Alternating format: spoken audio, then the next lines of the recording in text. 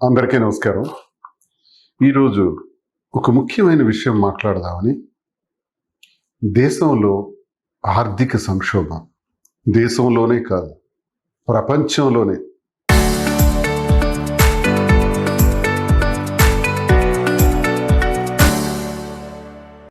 భారతదేశంలో అయితే రూపాయి పతనం చాలా తీవ్రంగా ఉంది. ఏంటి ఈ పతనం? ఏంటి ఈ సంక్షోభం? ఎటువైపుకు పరిస్థితులు దారితీస్తున్నాయి? ఇటీవల ప్రధానమంత్రి గారు హైదరాబాద్ వచ్చి కొన్ని సూచనలు తెలియజేశారు. నరేంద్ర మోదీ గారు వారి మాటల్లో ఏం చెప్పారంటే, ఇంధనం వాడకం తగ్గించండి, అలాగే బంగారం కొనుగోళ్లు ఒక ఏడాది కాలం పాటు వాయిదా వేయండి, వంట నూనెలు వాడకం కూడా తగ్గించండి, దేహానికి మంచిది, దేశానికి మంచిది అని చెప్పారు. ఏంటి మాటల్లో మర్మం? అసలు ఏం జరుగుతుంది అన్నది ఒకసారి సామాన్య middle class, below middle class, ఇంకా నిరుపేదలు, అబోవ్ మిడిల్ క్లాస్, దేశంలో ఎక్కువగా ఉన్న సంఖ్య వీళ్ళే. ఏదైనా సమస్య వస్తే సంక్షోభం, ఆ సంక్షోభం తాలూకా ప్రభావం కూడా పడబోయేది ఈ వర్గాల మీదే. ఏంటి ఈ సంక్షోభం? ఉదాహరణకి మోదీ గారు ఆడిన మాటల తర్వాత ఒక చిన్న కథ చెప్పాలని నాకు అనిపిస్తుంది. ఒక భార్య, ఒక భర్త. భర్త పేరు రాము, భార్య పేరు జానకి. ఇద్దరు పిల్లలు, ఇంకా తల్లి తండ్రి, కుటుంబ సభ్యులు, మొత్తం ఒక 4-5 జీవిస్తున్నారు. ఈ భర్త ఒక పరిశ్రమలో పనిచేస్తున్నాడు. ఆ ఫ్యాక్టరీలో ఆయన జీతం నెలకు ₹1,00,000. ఉదాహరణకి చెప్తున్నా ఈ కథ. ₹1,00,000 సంపాదించుకుని ఈయన కుటుంబాన్ని హాయిగా చదివించుకుంటూ అన్ని కార్యక్రమాలు కూడా చూసుకుంటూ సంతోషంగా ఉన్నాడు. ఒక్కసారి పిడుగులాంటి వార్త ఏంటంటే, ఆ పరిశ్రమ యజమాని ఒకరోజు ఎంప్లాయీస్ అందరినీ కాల్ఫర్ చేసి, పరిశ్రమ చాలా ఇబ్బందుల్లో ఉంది, ఈ ఆర్థిక మాంద్యం మనకు వచ్చింది కాబట్టి ఇది నేను నడిపించలేకపోతున్నాను, కొంతమంది కార్మికులను తీసివేసేస్తున్నాను, పూర్తిగా ఉన్న కార్మికుల్లో సగం జీతం మాత్రమే నెలకిస్తాను అన్నాడు. అంటే 50,000 జీతం. అప్పుడు రాము ఇంటికి వచ్చి 10-15 రోజులుగా మదనపడి ఆఖరికి భార్యని, పిల్లల్ని, కుటుంబ సభ్యుల్ని పిలిపించి, చూడండి, నా జీతం 50,000 ఈ నెల నుంచి, గత నెల వరకు ₹1,00,000, ఈ పరిస్థితి ఎన్నాళ్ళు ఉంటుందో తెలియదు, ఏం చేయాలి అని కుటుంబం ముందు సమస్య పెట్టాడు. అప్పుడు కుటుంబంలో స్త్రీ మహాశక్తివంతురాలు కదా, భార్య ఏమన్నదంటే, జానకి, ఏమండి, మనం ఈ సంక్షోభం నుంచి బయటపడాలి అంటే 50,000తోనే మన కుటుంబం నడపాలంటే సగానికి సగం ఖర్చులు కుదించాలి. ఏ ఖర్చులు కుదిస్తాం? తినే ఆహారం, వంటకు సంబంధించినవి, నిత్యావసరాలు సంబంధించినవి ఏవి ఆపలేరు. ఈ ఖర్చులన్నీ పోగా ఏ ఖర్చుల్ని మనం ఆపగలము అని ఆలోచిస్తే, ఏమండి, ప్రతి నెల మనం ఒక ₹10,000 బంగారం కొనటం కోసం ఒక ఏడాది కాలం పాటు అది కూడబెడితే, ఆ ప్రతి ఏడాది కూడా బంగారం కొనటం అలవాటుగా పెట్టుకున్నాం కదా, మరి అందులో భాగంగా ప్రతి నెల ₹10,000 సపరేట్ చేస్తున్నాం. ఈ నెల నుంచి బంగారం కొనొద్దు, 10,000 తగ్గుతుంది. ఇంకా మనం, మీరు, నేను కానీ, పిల్లలు కానీ ఎక్కడికి బయటికి వెళ్ళినా వాహనం వాడుతున్నాం కదా, ఈ వాహనాలకి ఇంధనం చాలా విపరీతంగా ఖర్చు అవుతుంది, అది కూడా తగ్గిద్దాం. వీలైతే రైల్వే ట్రైన్లో వెళ్దాం, లేదా మెట్రో ట్రైన్స్లో వెళ్దాం, లేదా ఆర్టీసీ బస్సులో వెళ్దాం, లేదు మనమే వెళ్ళాలంటే ఎలక్ట్రానిక్ వెహికల్ అయినా వాడుకుందాం. తద్వారా మనకు ₹15,000 నెలకు ఖర్చు పెడుతున్నామండి, కేవలం డీజిల్ కోసం, పెట్రోల్ కోసం. అది కూడా మనం కొంత ఆదా చేసుకునే ప్రయత్నం చేస్తే ₹25,000 మనం ఆదా చేయొచ్చు. మరో ₹25,000 పూర్తిగా ఖర్చులు, విలాసాలు, తిరగటాలు, సినిమాలు, లేకపోతే ఇతర ప్రాంతాలకు వెళ్ళటాలు, ఇవన్నీ కూడా కొద్ది కాలం తగ్గించుకుందామండి అని చెబితే ఆ భర్త చాలా సంతోషించి, రాము అప్పుడు అన్నాడు, చాలా అద్భుతంగా చెప్పావు జానకి, ఇప్పుడు ఎన్నాళ్ళైతే ఈ సంక్షోభం ఉంటుందో అన్నాళ్ళు కూడా 50,000 రూపాయల లోపే మనం పిల్లలు మన కుటుంబం అన్ని ఖర్చులు పెట్టుకుంటూ ముందుకు వెళ్ళడానికి ఒక పరిష్కార మార్గం దొరికింది అని అంటాడు. ఈ కుటుంబ కథ ఎందుకు చెప్పానంటే, కుటుంబం నడపటానికి ఎలాంటి ఐడియా అయితే రాము జానకి చేశారో కుటుంబానికి కూడా ఒక బడ్జెట్ ఉంటుంది. ఆ బడ్జెట్కి కూడా ఖర్చులు ఉంటాయి. ఆ ఖర్చులు పెట్టడానికి ఈ బడ్జెట్ ఎక్కడి నుంచి వస్తుంది? కష్టపడితే ఆదాయం వస్తుంది. ఆదాయం ద్వారా ఈ ఖర్చులు జరుగుతాయి. అదే లెక్క ఒక్కసారి దేశానికి వెళ్దాం. దేశం కూడా అంతే. అందరికీ అర్థమయ్యే మాటలో చెప్పుకోవాలనుకుంటే ఒక దేశం యొక్క ఎకనామిక్స్ కూడా ఇంతే ఉంటుంది. దేశానికి కేంద్ర ప్రభుత్వానికి ఆదాయం ఎక్కడి నుంచి వస్తుంది? పన్నుల ద్వారా, ఎగుమతుల ద్వారా, ఎన్నో కార్యక్రమాలు, జిఎస్టీల ద్వారా వచ్చినటువంటి పన్నంతా కూడా కూడబెడితే కొన్ని లక్షల కోట్లు అవుతుంది. దాంతో ప్రభుత్వాన్ని నడిపించడం జరుగుతుంది. ఇది సహజంగా అందరికీ తెలిసినటువంటి విషయం. మరి ప్రభుత్వం ఏంటి చేయాలి? ఒక కుటుంబంలో తీసుకున్న నిర్ణయం ఏంటి? ఇది. మరి ప్రభుత్వం ఎలాంటి నిర్ణయం తీసుకోవాలి? ప్రభుత్వానికి వచ్చేటప్పటికి ఆర్బీఐ రూల్స్ ప్రకారం కూడా మనకి రూపాయి వాల్యూ అంటే అర్థం ఏంటి? ఇటీవల కాలంలో చాలా టీవీల్లోనూ ఏ పేపర్ చూసినా ఉదయం నుంచి రాత్రి వరకు ఒక నెల రోజులుగా మనం చూస్తున్న మాట ఏంటంటే రూపాయి విలువ పడిపోయింది, రూపాయి విలువ పతనం అయిపోయింది. నిజమే, రూపాయి విలువ అతి దారుణంగా పడిపోయింది.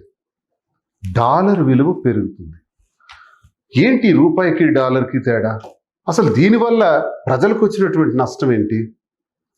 కొంచెం అర్థం చేసుకునే భాషలో మాట్లాడాలంటే, ప్రభుత్వం ఏం చేస్తుందంటే దిగుమతులు ఎగుమతులు రెండు రకాలు. సాధారణంగా మన దేశంలో ఎగుమతులు చేసామనుకోండి, విదేశాల నుంచి మనకి డాలర్ రూపంలో మనకు ఆదాయం వస్తుంది. దిగుమతులు చేసామనుకోండి, మన రూపాయిని డాలర్ ప్రైస్లో కొనాలి. డాలర్ వాల్యూ ఎంత? 95 రూపాయలు పైచిలకి. అంటే డాలర్ ప్రైస్ ఎక్కువ ఉంది, మన రూపాయిని దానికి సమానంగా చేసి కొనాలి. ఏంటి కొనాలి మనం? అసలు దేశం కొనవలసినటువంటి అవసరాలు ఏంటి? అక్కడే అసలు సమస్య ఉంది. మన దేశంలో సుమారు 85% నుంచి 90% వరకు ముడి చమురు, డీజిల్, పెట్రోల్, క్రూడ్ ఆయిల్ ఇవన్నీ కూడా మనం గల్ఫ్ దేశాల నుంచి కొనుక్కొని వస్తున్నాం. దీన్ని కొనాలా వద్దా? ఖచ్చితంగా కొనాల్సిందే. కొనకపోతే రవాణా జరగదు కదా. ఖచ్చితంగా ఇది కొని తీరాల్సిందే. కొంటున్నాం. ఇంకా ఏంటి దిగుమతులు చేసుకుంటున్నాం? బంగారాన్ని కూడా దిగుమతి చేసుకుంటున్నాం. బంగారం ఎంత స్థాయిలో దిగుమతి చేసుకుంటున్నాం అంటే బంగారానికి ఇప్పుడు ఆ చమురు, ఈ క్రూడ్ ఆయిల్ని, డీజిల్ని, పెట్రోల్ని దేనిలో కొంటున్నాం? డాలర్ రూపంలో కొంటున్నాం. లాభం ఎవరికి? అమ్మేవాళ్ళకి. నష్టం ఎవరికి? కొనేవాళ్ళకి, అంటే మనకి. అయినా తప్పదు కదా. చైనా లాంటి దేశమే 90% డీజిల్, పెట్రోల్, చమురు కొనుక్కొని ఆ దేశంలో నడుస్తున్నారు. మరి మనకు కూడా తప్పదు. రెండో స్థాయిలో, మూడో స్థాయిలో భారతదేశం ఉంది చమురు వాడకాల్లో. మన దేశంలో వచ్చింది 10 నుంచి 15% మాత్రమే క్రూడ్ ఆయిల్స్ ఇవన్నీ. సో ఈ పరిస్థితుల్లో ఇది అత్యవసరం కాబట్టి కొనాలి. అంతేకాదు, విదేశాల నుంచి మనం ఇంకా కొనవలసింది యూరియా, రసాయనిక ఎరువుల కోసం. ఇవన్నీ కూడా మళ్ళీ మనం తీసుకురావాలి. యూరియా కూడా కొనాలంటే మన దేశంలో యూరియా వాడకం, రసాయనిక ఎరువుల వాడకం చాలా పెరిగిపోయింది. ఒకప్పుడు సేంద్రియ ఎరువులతో పంటలు పండించేవాళ్ళు. ఇప్పుడు ఏం చేయాలంటే సేంద్రియ ఎరువులతో కూడా పంటలు పండించే తాలూకా స్థాయిని పెంచాలి. రసాయనిక ఎరువులు లేకుండా పంటలు పండించడం అనేది అసాధ్యం. రసాయనిక ఎరువులు కావాలి, సేంద్రియ ఎరువుల స్థాయి పెంచాలి రైతులు భారతదేశంలో. అలా అని మనం రసాయనిక ఎరువులు విదేశాల నుంచి దిగుమతి చేసుకోవాలంటే ఏం చేయాలి? డాలర్ రూపంలో కొనాలి. మరి మనం వాడే మొబైల్స్ కానీ అన్నీ కూడా ఇంపోర్టెడ్ వస్తువులు ఏవైతే వాడుతున్నామో అన్నీ డాలర్లోనే మనం తెచ్చుకుంటున్నాం. ఏదైతే అమ్ముతున్నామో అది డాలర్ రూపంలో మనం తీసుకుంటున్నాం కాబట్టి మనకు ఆదాయం వస్తుంది. అయితే ఇదిలా ఒకసారి వచ్చితే ఇప్పుడు ఏమైంది? సడన్గా ఇది ఎప్పుడు జరుగుతున్నదే కదా, ఇప్పుడు కొత్తగా మాట్లాడతారేంటి? మరి మోదీ గారు ఎందుకు ఇప్పుడు కొత్తగా ఈ మాటలన్నీ చెప్పారు హైదరాబాద్లో? దానికి కూడా కారణం ఉంది. మనకి అమెరికా, ఇజ్రాయెల్, ఇరాక్ మీద జరుగుతున్నటువంటి దాడుల్లో ఈ యుద్ధంలో తీవ్రంగా గల్ఫ్ ప్రాంతాలన్నీ కూడా విధ్వంసం అయిపోయింది. పర్టికులర్లీ ఆయిల్ వెల్స్, ఎక్కడైతే ప్రొడక్షన్ జరుగుతుందో వాటి మీద బాంబింగ్ జరిగింది. ఎప్పుడైతే బాంబింగ్ జరిగిందో ప్రొడక్షన్ అంటే ఉత్పత్తి ఆగిపోయింది. ఎప్పుడైతే ఉత్పత్తి ఆగిపోయిందో రవాణా ఆగిపోయింది. రవాణా మరో పెద్ద సమస్య ఏంటంటే, ఈ వీడియోలో నేను చెప్తున్నప్పుడు మీకు ఒక మాట చెప్తున్నాను. స్ట్రైట్ ఆఫ్ హార్మూజ్ అంటాం. స్ట్రైట్ ఆఫ్ హార్మూజ్ అంటే ఒక్కసారి మీరు యూట్యూబ్లో కానీ గూగుల్లో కానీ కొట్టి చూడండి. ఇది ఒక జలసంధి. ఈ గల్ఫ్ దేశాలకి, భారతదేశానికి, అరేబియా మహాసముద్రానికి, పసిఫిక్ మహాసముద్రానికి, ఆ మహాసముద్రాల్లోకి ఎంటర్ కావడానికి ఒక చిన్న జలసంధి. ఎంత విచిత్రంగా ఉంటుందంటే, నేషనల్ హైవేలో ఎలా అయితే లారీలు, బస్సులు, కార్లు వెళ్తుంటాయో ఈ జలసంధిలో విపరీతంగా నౌకలు ప్రయాణిస్తుంటాయి. ఆ నౌకల్లో crude oils, diesels, petrols, barrels, gold అన్నీ కూడా ఈ మార్గంలోనే, యూరియా, వంట నూనెలు ఇవన్నీ కూడా ఈ మార్గంలోనే మనకు రావాలి. ఇప్పుడు ఆ హార్మూజ్ జలసంధి, స్ట్రైట్ ఆఫ్ హార్మూజ్ దిగ్బంధంలో ఉంది. అంటే రవాణా ఆగిపోయింది. ఆ రవాణా ఆగిపోవటం వల్ల ఇప్పుడు మనకు గల్ఫ్ దేశాల నుంచి రావాల్సినటువంటి ఆయిల్స్ పూర్తిగా ఆగిపోయాయి. ఇప్పుడు యుద్ధం ప్రారంభమైంది. ఎప్పుడు? ఫిబ్రవరి 28 ఈ ఏడాది. ఇప్పటికి ఇంచుమించు మార్చ్, ఏప్రిల్, మే ఇంచుమించు 3 నెలలు అయిపోతుంది. ఇంకా యుద్ధం మనమేమనుకున్నామంటే 3-4 వారాల యుద్ధం జరుగుతుంది అనుకున్నాం. కానీ యుద్ధం కొనసాగుతుంది. ఇంకా ఎంతకాలం యుద్ధం కొనసాగుతుందో కూడా మనకు తెలియదు. ఈ యుద్ధం కొనసాగటం అన్నది మనకు చాలా ప్రమాదాన్ని తెచ్చిపెట్టింది. ఈ ప్రమాదంలో భాగమే ఇప్పుడు మనకి ఆయిల్స్ మీద పడ్డది. గొప్పతనం ఏంటంటే, మన దేశానికి $690 బిలియన్ విదేశీ మారక ద్రవ్య నిల్వలు ఉన్నాయి. ఇది చాలా గొప్ప విషయం. ఒక్కసారి ఉదాహరణకి మీరు తీసుకుంటే 1991 సంవత్సరంలో ఇదే కరువు మనకు వచ్చింది. అప్పుడు పెద్దలకు తెలుస్తుంది. ఈ కరువు వచ్చినప్పుడు ఈ విదేశీ మారక నిల్వలు మన దగ్గర 15 రోజులకు సంబంధించిన నిల్వలు మాత్రమే ఉన్నాయి. జస్ట్ 15 days, అంటే ఒక $25-30 బిలియన్. ఈరోజు పాకిస్తాన్ పరిస్థితి. పాకిస్తాన్లో ఒక $40 బిలియన్ మాత్రమే ఉంది. అంటే 15-20 రోజుల్లో ఆ విదేశీ మారక ద్రవ్యం అన్నది తరిగిపోతుంది, అతలాకుతలం అయిపోద్ది రేపు పాకిస్తాన్. ఇలాంటి దేశాలు ప్రపంచంలో చాలా ఉన్నాయి. కానీ మన భారతదేశంలో నిన్న సాయంత్రానికి $703 బిలియన్ విదేశీ మారక ద్రవ్యం ఉంది. విదేశీ మారక ద్రవ్యం అంటే ఏంటి? ఇది డాలర్ రూపంలో ఉంటుంది. మనం ఇప్పుడు కొనబోయే ఆయిల్స్ కానీ, బంగారం కానీ, రసాయనిక ఎరువులు కానీ, లేదు వంట నూనెలు కానీ, ఇవన్నీ ఏ ధనంతో కొంటా? ఈ విదేశీ మారక ద్రవ్యం నుంచే తీసి మనం కొనాలి. అలా కొనటానికి యుద్ధం వచ్చిన తర్వాత ఇప్పటికే $39-40 బిలియన్ వాడేశాం. అయితే 1991కి 2026కి చూసుకుంటే ఇప్పుడు మన దగ్గర ఉన్న విదేశీ మారక ద్రవ్యం అంటే ఆ నిల్వలు సుమారుగా 10-11 నెలలకు సరిపోయే ద్రవ్యం మన దగ్గర ఉంది. అదృష్టం, ఇక్కడ చిన్నపాటి అదృష్టం మనకు కలిసి వచ్చింది. అంటే ఇప్పుడు ఈ డబ్బును దేనికి పెట్టాలి? దిగుమతులు చేసుకోవటానికి పెట్టాలి. దిగుమతులు ఏంటి అవసరం? ఖచ్చితంగా మనకి ఆయిల్స్ అవసరం, కొనాల్సిందే. కొనాలంటే ఆయిల్ ఉండాలి కదా. ప్రొడక్షన్ ఆగిపోయింది కదా, సరఫరా రవాణా ఆగిపోయింది కదా. హార్మూజ్ జలసంధిలో ఫిబ్రవరి 28కు ముందు ఒక బ్యారెల్ ధర $70 ఉండేది. ఈరోజు $110 అయింది. అంటే సుమారు అమాంతంగా $40 పెరిగిపోయింది. రష్యా నుంచి మనకి అదృష్టం కొద్ది వస్తుంది కాబట్టి కొంతలో కొంత అడ్జస్ట్మెంట్ అవుతుంది. ఇక ఆయిల్ నిల్వలకు వస్తే మన రిఫైనరీస్లో కానీ, స్టాక్లో కానీ ఇంచుమించు ఒక 60 రోజులకు సరిపోయే ఆయిల్ ఉంది. మరో 20 రోజులు అడ్జస్ట్మెంట్స్ రిఫైనరీస్లో ఉంది. మరో 20 రోజులకి ట్రావెల్స్లో అంటే షిప్పుల ద్వారా రష్యా నుంచి వచ్చే దానిలో ఉంది. అంటే ఒక మహా అయితే ఒక 100 days వరకు మేనేజ్ చేయగలం. తర్వాత తీవ్రమైన పరిస్థితులు వస్తున్నాయి. ఈ ఆయిల్ నిల్వలు కానీ పోతే మన పరిస్థితి ఏంటి? అందుకే మోదీ గారు చెప్పింది ఏంటంటే, దయచేసి ప్రజలారా చమురు వాడకాన్ని, పెట్రోల్ కానీ డీజిల్ వాడకాన్ని బాగా తగ్గించండి. ఎలక్ట్రానిక్ వెహికల్స్ని యూజ్ చేయండి. ట్రైన్స్ అన్నీ కూడా ఇప్పుడు ఎలక్ట్రానిక్. ఒకప్పుడు భారతదేశంలో బొగ్గుతో ట్రైన్ నడిచేది, ఆ తర్వాత డీజిల్తో నడిచేది, ఇప్పుడు ఎలక్ట్రిక్తో నడుస్తుంది. అంటే 95 నుంచి 96% డీజిల్ వాడకం రైల్వేస్కి లేదు, టోటల్ ఎలక్ట్రానిక్. అలాగే ఆర్టీసీ వాళ్ళు కూడా చాలా బస్సులు ఎలక్ట్రానిక్ బస్సెస్ పెట్టేసినారు. చాలామంది ఇప్పుడు ప్రజలు కూడా ఈవీ కార్స్ వాడుకుంటున్నారు, ఈవీ స్కూటర్స్ వాడుతున్నారు.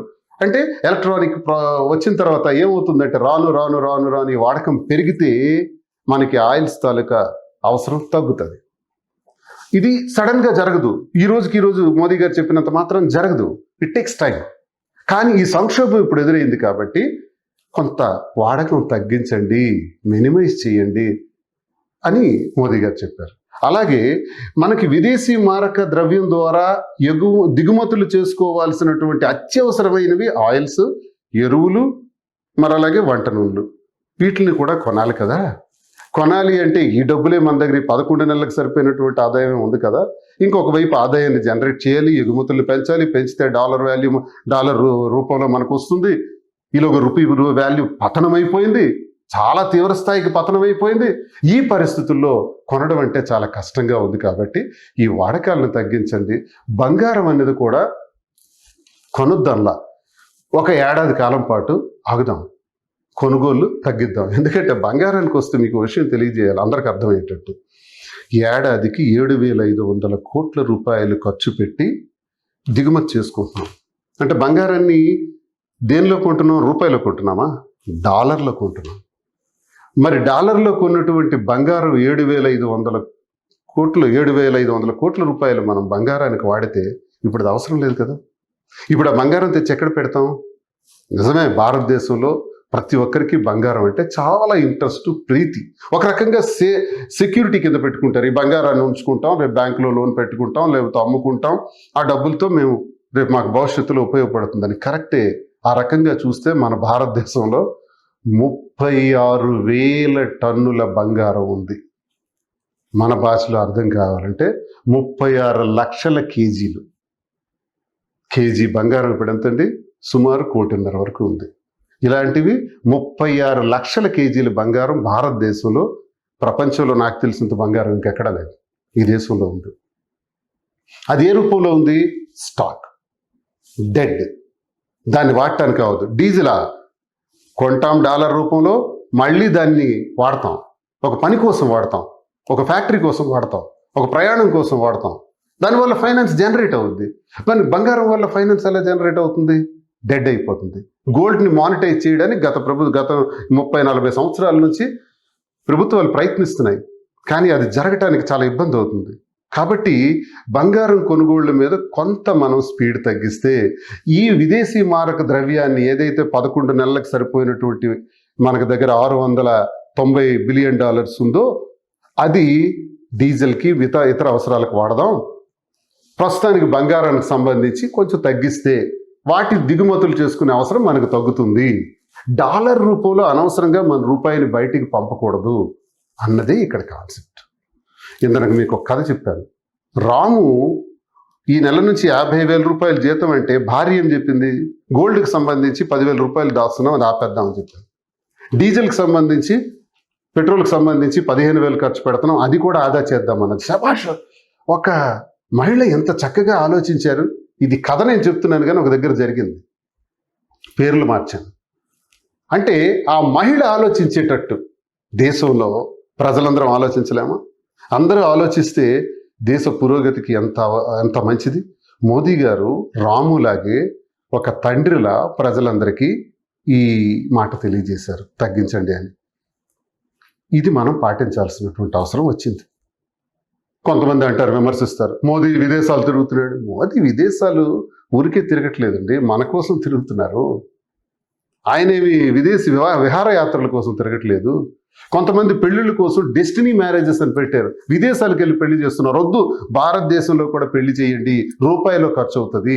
విదేశాలకు వెళ్తే డాలర్ రూపంలో చెల్లించాలి. ఉదాహరణకి ఈ డాలర్ రూపీ అంటే మరొక మాటలో కూడా మీకు తెలియజేస్తున్నాను. మనం బియ్యం కొన్నాం అనుకోండి, 1 కేజీ, దానికి మనం చెల్లించేది ఏంటి? రూపాయి. అదే ఉల్లిపాయలు, వంకాయలు, లేకపోతే టొమాటో, ఆలుగడ్డలు కొన్నాం అనుకోండి, దాన్ని కూడా రూపాయలు చెల్లించినట్టే. మరి సన్ఫ్లవర్ ఆయిల్ కొన్నాం అనుకోండి, డాలర్ రూపంలో చెల్లించినట్టు. గ్యాస్ డాలర్ రూపంలో చెల్లించినట్టు, డీజిల్ పెట్రోల్ మన రూపాయినే డాలర్ రూపంలో చెల్లించినట్టు. డాలర్ ప్రైస్ అంతా 95-96 రూపాయలు ఉంది, డాలర్ రూపంలో చెల్లించినట్టు. గోల్డ్ కొంటే డాలర్ రూపంలో చెల్లించినట్టే. మన రూపాయిని డాలర్ రూపంలో చెల్లిస్తే మన రూపీ వాల్యూ ఎలా పెరుగుతుంది చెప్పండి? అందుకే చచ్చిపోతుంది. మీకు ప్రారంభించినప్పుడే నేను చెప్పాను, రూపీ వాల్యూ పడిపోవటానికి ఉదయం నుంచి రాత్రి వరకు ఘోషిస్తున్నాయి అన్ని టీవీల్లో కానీ, అన్ని ఛానల్స్, అన్ని ప్రింట్ మీడియాస్ కూడా. ఇదే రూపాయి పతనం అవడం అంటే, డాలర్ వాల్యూ పెరగటం అంటే, ఆ డాలర్ రేట్లో మన ధనాన్ని ఎలా వృధా చేస్తున్నాం అన్నదంటే. కాబట్టి నేను ఈ వీడియో ఎందుకు చెప్పానంటే, విజ్ఞులు, మేధావులు, మహానుభావులు, విద్యార్థినులు, యువకులు, మహిళలు, వస్త్ర వ్యాపార రంగాల వాళ్ళు, ఉద్యోగులు, ఉపాధ్యాయులు, ఎన్నో రంగాల వారు ఈ భూమి మీద ఉన్నారు. ఈ విషయాలన్నీ అందరికి తెలిసినవే. నేనెందుకు తెలియజేస్తున్నానంటే, మనం ఒకసారి చర్చించుకుంటే, సామాన్య మానవులు మనందరం కలిసి ఒకసారి మాట్లాడుకుంటే, ఈ వీడియో ద్వారా కొంతైనా ప్రభావం చూపించకపోతుందా, కొంతైనా ఆలోచించకపోతారా అని ఒక చిన్న ఆశతో నేను మనందరికి అర్థమయ్యే భాషలో తెలియజేశాను. అంతేగాని రాజకీయ ప్రమేయం ఉండకూడదు. ఇక్కడ దేశం సంక్షోభంలో ఉన్నప్పుడు ఇక్కడ ఆలోచించవలసింది, ఈ సంక్షోభం నుంచి ఎలా గట్టెక్కాలన్నది ఆలోచించాలి. ఒక్క ఏడాది కాలం కష్టపడాలి. ఎందుకంటే ఇప్పుడు సడన్గా యుద్ధం ఆగిందే అనుకుందాం.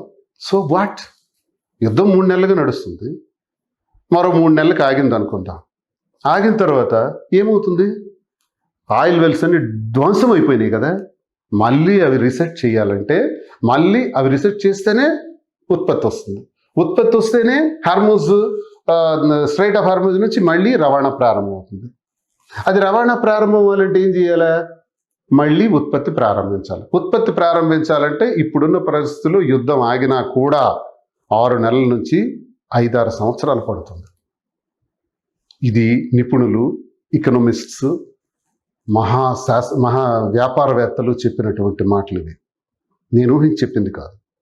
ఇలాంటి ప్రమాద పరిస్థితులు కూడా ఉన్నాయి. ఇవన్నీ రికవరీ చేయలేము ఇప్పుడు.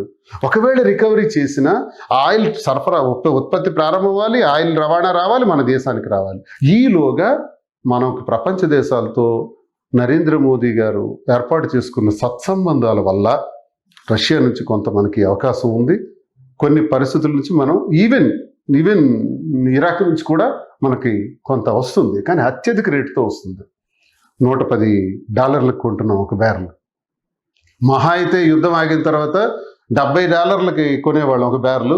అంత రేటు మరి రాదు, వస్తే 90-100 రూపాయలు అయిపోవచ్చు. అప్పుడు కూడా మనకి ప్రమాదమే ఉంది. అంటే ఈ ప్రమాదకర పరిస్థితి, ఈ గడ్డు పరిస్థితి మనకి ఎన్నాళ్ళు రేపు రాబోతుంది? సుమారు 1 ఏడాది నుంచి 1.5 2 ఏళ్ళు కూడా పెట్టచ్చు. ఇది ఒక కరోనా లాంటిది.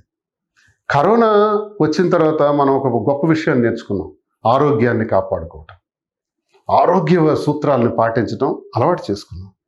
ప్రతి సంక్షోభం కూడా ఒక గొప్ప కారణానికి, ఒక గొప్ప మలుపుకి కారణమవుతుంది. ఈ సంక్షోభం, ఈరోజు వచ్చిన సంక్షోభం కూడా ఒక గొప్ప ఆర్థిక పరమైనటువంటి పొదుపుకి, ఎలా బ్రతకాలి, పొదుపు ఎలా చేసుకోవాలన్న దానికి గొప్ప పాఠాలు నేర్పుతుంది అని మనం ఎందుకు అనుకోకూడదు? ఎందుకు ఇప్పుడు కేంద్ర ప్రభుత్వం మీద, మోదీ గారి పైన, ఇతర పార్టీలు, ఆ పార్టీలు, ఈ పార్టీలు విమర్శించుకునే సమయం కాదు ఇది. సంక్షోభంలో ఉన్నాం కాబట్టి సంక్షోభం నుంచి ఎలా బయటపడాలి అన్నదానికి అందరూ ఆలోచిస్తే, ప్రతి ఒక్కరూ ఆలోచిస్తే, ఒక్కొక్కరు 1 లీటర్ ఆదా చేయగలిగితే, లీటర్ పెట్రోల్ డీజిల్ ఆదా చేయగలిగితే ఎంత లాభం దేశానికి, ఎంత దిగుమతిని మనం జాగ్రత్త చేసుకోవచ్చు. దిగుమతులు మన అవసరాలు తగ్గేటప్పుడు ఎలక్ట్రానిక్ రంగం ఇప్పుడు భవిష్యత్తులో రావాల్సిందంతా ఎలక్ట్రికల్ వాహనాలు, ఎలక్ట్రిఫికేషనే. ఎలక్ట్రికల్తో మనకి ప్రాబ్లం రాదు. కరెంట్ అన్నది మనం చాలా రకాలుగా ప్రొడ్యూస్ చేయొచ్చు. ఉదాహరణకి సోలార్ అంటే సూర్యరశ్మి, హైడ్రల్ నీటి ద్వారా, విండ్ గాలి ద్వారా, థర్మల్ బొగ్గు ద్వారా పవర్ జనరేట్ చేయొచ్చు. ఆఖరికి మున్సిపల్ డస్ట్ ద్వారా కూడా పవర్ జనరేట్ చేయొచ్చు. ఎన్నో రకాలు ఉన్నాయి పవర్ జనరేట్ చేయడానికి. కాబట్టి పవర్ ప్రాబ్లం మనకి ఇంత సంక్షోభాల్లో ఏ సంక్షోభం వచ్చినా పవర్ ప్రాబ్లం మన దేశానికి రాదు. కాబట్టి మనందరం ఎలక్ట్రికల్ వైపు మూవ్ అవ్వాలి స్లోగా. ఇప్పుడే స్కూటర్ కొనాలి, ఇప్పుడే కారు కొనాలి, నా డీజిల్ బండి అమ్మేయాలంటే కుదరదు. ఇట్ టేక్స్ సమ్ మంత్స్, ఒక 6 నెలలు, సంవత్సరం. జాగ్రత్తగా ఆలోచిస్తూ ఖర్చులను తగ్గించాలి, పొదుపు చేపట్టాలి. ఇప్పుడు మనం చేయాల్సిందంతా ఖర్చు. ఎందుకంటే దయచేసి క్రెడిట్ కార్డ్స్ వాడకండి. క్రెడిట్ కార్డ్ అంటే అర్థం అప్పు. ఆ అప్పుకు వడ్డీ, ఇబ్బంది పడిపోతాం. అప్పులు చెయ్యొద్దు. రాము జానకి ఆలోచించిన విధంగానే ఆ 50,000 రూపాయల్లోనే సర్దుబాటు చేసుకొని ఇంకా మిగుల్చుకుందాం. ఖర్చుల్ని బాగా తగ్గిద్దాం. తగ్గిస్తే మన మోదీ గారికి మనం చాలా హెల్ప్ చేసిన వాళ్ళు అవుతాం. ఆయన చాలా సమర్థులు. ఈ వీటితో పాటు మరికొన్ని సమస్యలు కూడా ప్రభుత్వం చేయాల్సినవి కూడా ఉన్నాయి. అదేంటంటే ఈ మన దేశానికి వచ్చినటువంటి ఫారిన్ ఇన్వెస్ట్మెంట్స్ బాగా తగ్గిపోతున్నాయి. ఫారిన్ ఇన్వెస్ట్మెంట్స్ మళ్ళీ వెనక్కి వెళ్ళిపోతున్నారు. ఫారిన్ ఇన్వెస్ట్మెంట్స్ వచ్చేటప్పుడు వాళ్ళు దేంతో వస్తారు? డాలర్తో వస్తారు. డాలర్తో వచ్చి ఇక్కడ డాలర్తో మనకు ప్రాఫిట్ ఇస్తారు. ఆ డాలర్ మనకు పోతుంది. విదేశాల్లో ఉద్యోగాలు చేసినటువంటి ఎన్ఆర్ఐలు ఈనాళ్ళు విపరీతంగా ఉండేది. ఇప్పుడు ఎన్ఆర్ఐలు కూడా తగ్గిపోతున్నారు. ఎందుకంటే వాళ్ళు డాలర్ రూపంలో డబ్బులు పంపిస్తారు. అప్పుడు మన రూపాయి వాల్యూ పెరుగుతుంది. డాలర్ వాల్యూని మనం తగ్గించవచ్చు. డాలర్ని మనం పికప్ చేయాలి. ఈ దేశంలో ఎంత డాలర్ స్ట్రెంగ్త్ని పెంచితే అంత రూపీ వాల్యూ పెరుగుతుంది. ఇది ఎకనామిక్స్. సో ద్రవ్యోల్బణం, ఇన్ఫ్లేషన్ వచ్చే పరిస్థితులు కూడా దేశంలో చాలా తీవ్రంగా ఉన్నాయి. చాలా ప్రమాదకర పరిస్థితులు ఉన్నాయి. ఆర్థిక సంక్షోభం తీవ్రం నుంచి అతి తీవ్రానికి వెళ్ళే పరిస్థితులు కూడా ఉన్నాయి. దీన్ని కామెంట్స్ చేసుకోవటం, బ్యాడ్ కామెంట్స్ పెట్టుకోవటం, ప్రభుత్వాల్ని పార్టీల్ని విమర్శించుకోవటం, నాయకుల్ని విమర్శించుకోవటం ఇది సమయం కాదు. సంక్షోభ సమయంలో ఇదొక యుద్ధం. యుద్ధం అంటే ఆయుధాలతో కాదు, ఆర్థిక యుద్ధం. ఆర్థికపరమైన ధనంతో చేస్తున్నటువంటి, ధనం కోసం చేస్తున్నటువంటి యుద్ధం. ఈ యుద్ధాన్ని కూడా మనం విజయం సాధించాలి. కార్యోన్ముఖులం కావాలి. ప్రతి ఒక్కరు కూడా సిద్ధపడాలి. మీ అందరిలో ఒకడిగా నాకు తోచిన ఈ విషయాల్ని మీకు తెలియజేశాను. తప్పులుంటే మన్నించండి. ఇలా చెబుతున్నానని ఇంకో రకంగా అన్యదా భావించొద్దని ప్రతి ఒక్కరికి, నా అక్కలు, చెల్లెమ్మలు, అన్నదమ్ములు, తల్లిదండ్రులు అందరికీ కూడా పేరు పేరున నేను విన్నవిస్తూ నేను నా ఖర్చును తగ్గిస్తున్నా. నా దగ్గర 3 కార్లు ఉన్నాయి. 2 కార్లు వాడను. ఒక కారుకు వచ్చాను. వీలైతే ఇంకా తగ్గించి వెళ్ళటానికి చూస్తున్నాను. దేశంలో 1200 విమానాలు ఇప్పటికే ప్రపంచ స్థాయిలో ఆగిపోయినాయి. ఇంధనం లేక, ఇంధన ఇబ్బందులు రావటం వల్ల. ఇంకా ఇలాంటి ప్రమాదాలన్నీ వస్తున్నాయి. వచ్చి పిడుగొచ్చి పేదవాడి మీద పడుతుంది, మధ్యతరగతి కుటుంబీకుల మీద పడుతుంది. ఒక స్థితి వస్తే ఉన్నవాడు కూడా రోడ్డు మీద పడే పరిస్థితి వస్తుంది. ఇలాంటి ప్రమాదకర పరిస్థితులను ఎదుర్కోవాలి అంటే పొదుపు పాటించాలి. ఒక్కటే మార్గం. ఈ మార్గం ద్వారా మన మార్గాల్ని సుగమం చేసుకుందాం. మళ్ళీ భారత్ని ఉన్నత స్థానంలో నిలబెట్టే విధంగా ప్రతి భారతీయుడు కృషి చేద్దాం. ప్రతి భారతీయ మహిళ కూడా కృషి చేద్దాం. జై హింద్. మిదువాడ శ్రీనివాస్. నమస్కారం.